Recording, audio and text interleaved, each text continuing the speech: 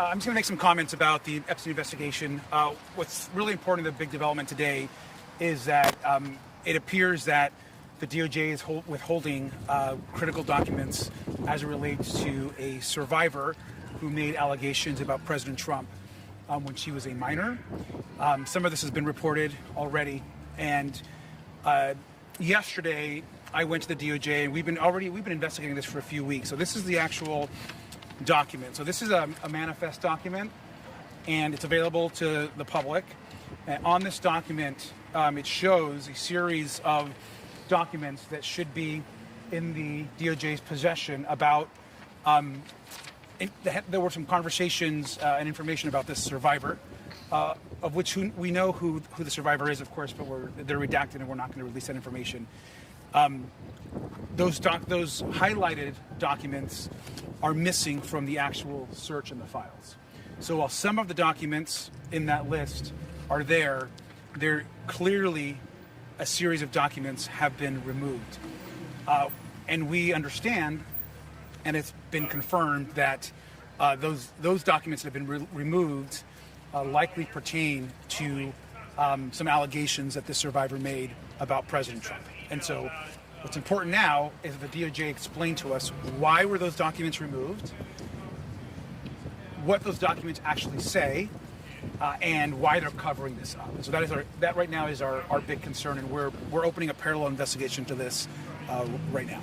Can I ask you, were those documents ever in the system, and were they taken down, or is it your understanding that they were just never there? So this document itself, from what I understand, Andrew, was put up, taken down, and this document itself is now back up.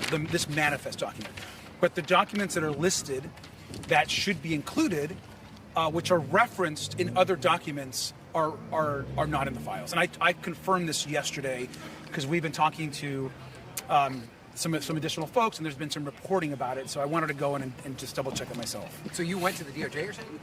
I went to the DOJ file search room yesterday to look for these documents that are in the manifest document, and they should be in there, and they're not there. These documents relate to a survivor that has made serious allegations about the president. So you're saying they weren't even in the unredacted available files that only members of Congress can see? Correct. What should be available are files, whether redacted or unredacted, they should be available to us. And that's part not just of the Transparency Act, but the oversight subpoena that was put in place over the summer. We need to see those documents. And I think another important question is, why are those documents not made available to Congress? And I think that's a question of the DOJ that needs to get answered. What recourse can Congress take, if any, in light of these revelations? Well, I think right now we're reviewing that. We're going to be communicating. We've been communicating with the DOJ. We need an explanation as to why these documents have not been released. They have said, they put out a statement today, I believe, to another news outlet saying, well, they took the documents down and they put them back up. That's correct, but they're talking about the manifest documents that they put up and removed. The documents that are listed, that are a list of the documents, are gone. Some of the documents are there. The ones that are highlighted that I just showed you, those are missing. It's been almost 6 months, I think, since you guys have gotten anything from the DOJ on that subpoena. What conversations have you had with Chairman Comer about enforcing that, or about actions that the committee can take? We've had conversations, but I think they're refusing. I mean, they're slow walking all of it. I mean, we couldn't even get Republicans to show up at the Les Wexner subpoena deposition. So I think we're trying our very best to get them to act. But our investigation moves forward regardless of whether Republicans want to be engaged in it or not. So are you in contact with the survivor then? Do you know who the survivor is? I have seen the unredacted name. I know who the survivor is. That's all I'll say. Can you specify whether the committee has talked to her? I'm not going to specify that. Is Chairman Comer aware of this? What has he said? I believe that we have informed. I believe that the majority is aware that there are documents now missing. As far as what the response is going to be, I think is.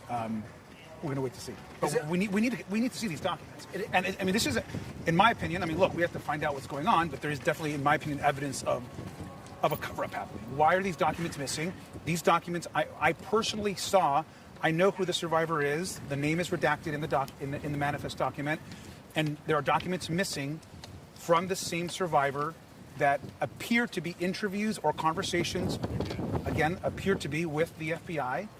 that the FBI clearly investigated, and now those documents are gone. Was your impression that the survivor was a minor at the time of this incident? It is our impression from other documents that the survivor was a minor at the time. But again, that survivor's identity has not been released, and I want to make sure I'm also very clear that all of this right now, I'm saying this, this is all what appears to be happening. And so I just think it's very clear. The evidence is pointing to these documents are missing. It's a survivor who has made serious allegations of the president, and that needs to be investigated. And at a minimum, why aren't those documents there? I think that's a question that the media need to be also asking the DOJ. Can I ask you, who at the DOJ are you talking to at this point? We have a team at the DOJ that the committee speaks to on a regular basis, and so we're talking to those folks. But again, I'll be public. I mean, the Attorney General, Pam Bondi, right now should tell us and explain to the American people why these documents that we know exist, because we have the documents available to all of you, why those documents are not there.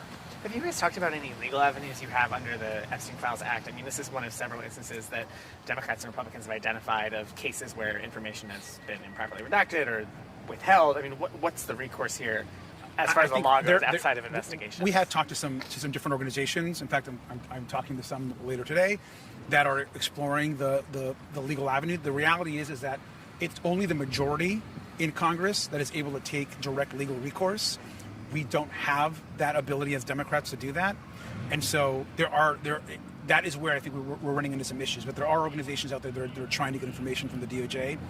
But I think if they believe in transparency, they should release these documents. I think that's the most important thing. You can't have someone make a serious allegation against the president, include some of those documents that you list, but then withhold the others. Right now, we just need an explanation why those documents are not available to us. And what are you hoping to hear from President Clinton and Secretary Clinton this week?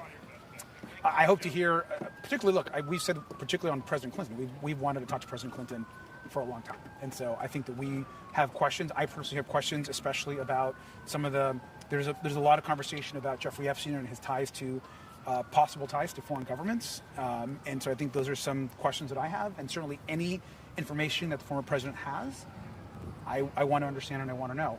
I think also more broadly, I think a broader question at this moment is the immense failure that administrations, both Republican and Democrats and Republicans both, administrations of both, have failed survivors in not getting more information out to the public.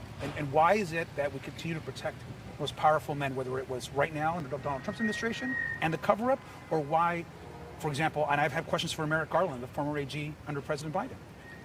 Why wasn't more information put out to the public? Why not focus on justice for the survivors? These are serious questions I think that need to get answered. How many of your members do you expect are going to be going out to New York this week? There's a good group of members in New York, both on the Republican and Democratic side. Okay, thank you guys.